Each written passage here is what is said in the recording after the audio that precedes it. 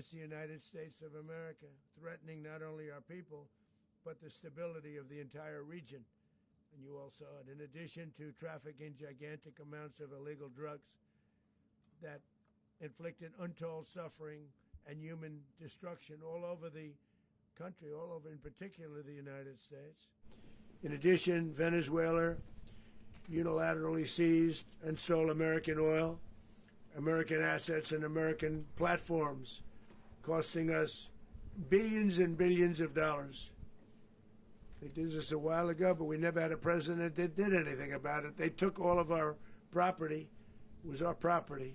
We built it. And we never had a president that decided to do anything about it. The dictator and terrorist, Maduro, is finally gone in Venezuela. People are free. They're free again. It's been a long time for them, but they're free. America is a safer nation this morning. It's a prouder nation this morning because it didn't allow this horrible person and this country that was doing very bad things to us. It didn't allow it to happen. And the Western Hemisphere is right now a much safer place to be. No other country on planet Earth, and it's not even close, could pull this kind of operation off.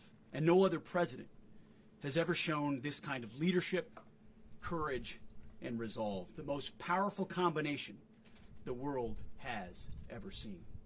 As the president said, our adversaries remain on notice. America can project our will anywhere, anytime. The coordination, the stealth, the lethality, the precision, the very long arm of American justice, all on full display in the middle of the night. Nicolas Maduro had his chance, just like Iran had their chance, until they didn't and until he didn't. He effed around, and he found out.